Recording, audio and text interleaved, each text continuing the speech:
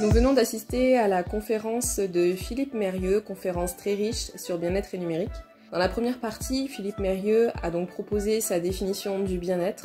Donc il est plutôt parti sur la définition du bien devenir, parce que pour lui le bien-être, on est dans une forme d'immobilisme, alors que le bien devenir s'inscrit dans une dynamique où l'élève, l'individu va progresser. Apprendre, c'est faire quelque chose qu'on ne sait pas faire pour savoir le faire. Et il faut le faire sans savoir le faire pour apprendre à le faire. Et dans la deuxième partie, il a donc lié le bien devenir au numérique et comment faire en sorte que le numérique soit au service du bien devenir. Oui, bonjour. Bonjour, est-ce que vous pouvez nous donner votre vision du bien-être numérique, s'il vous plaît?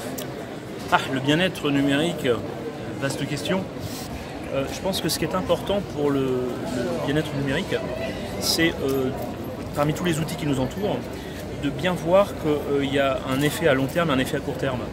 Et dans notre société, il y a tellement d'outils séduisants qu'on peut facilement se faire piéger par un outil qui nous fait qu'on croit qui va nous faire du bien, alors qu'en réalité, ça va nous faire à long terme beaucoup de mal. Donc je pense que tout le dosage, il se joue là-dessus.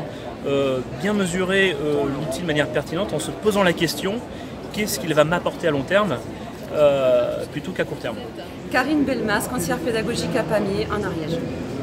Alors le bien-être numérique, je pense que d'abord il faut le penser au niveau des élèves et au niveau de la communauté éducative.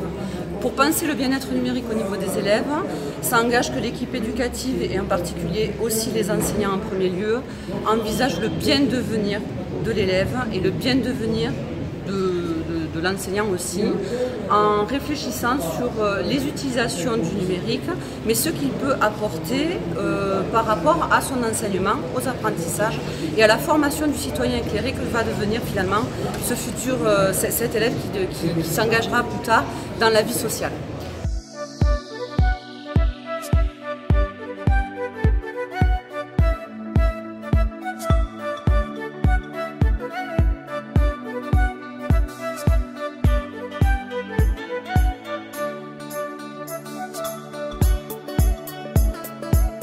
Alors cet après-midi, j'ai pu tester une solution en réalité virtuelle qui s'appelle J'explore. Le principe, c'est de permettre à des élèves de découvrir différents métiers. J'ai testé celui de joaillier, donc j'ai pu voir pendant cette expérience une personne qui a une expertise en joaillerie qui vient expliquer son métier, qui témoigne de son expérience, comment elle a accédé à ce métier. Bonjour, je suis Arthur Cattel, chargé de partenariat au sein de J'explore. J'explore, c'est une solution de découverte du monde professionnel en réalité virtuelle et donc une solution d'orientation.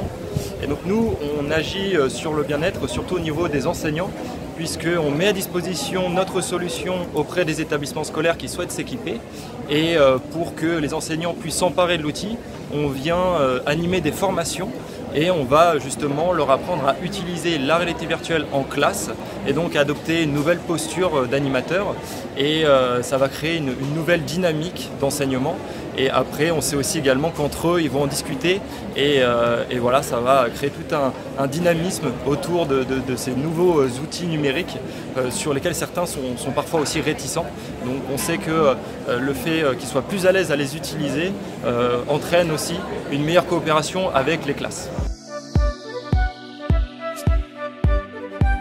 Bon, Emmanuel, je ne sais pas ce que tu as pensé toi de cette journée, cette seconde journée au salon Ludovia. Moi j'ai adoré, une journée riche en rencontres, notamment celle avec Philippe Mérieux ce matin, pendant sa conférence dédiée au bien-être du numérique. Oui, puis on a fait aussi plein d'autres conférences. On vous mettra les liens en barre d'informations. Comme tu disais Maria, cette journée a été riche en rencontres, donc on va continuer tout cela demain et puis on vous souhaite une bonne fin de journée. À demain.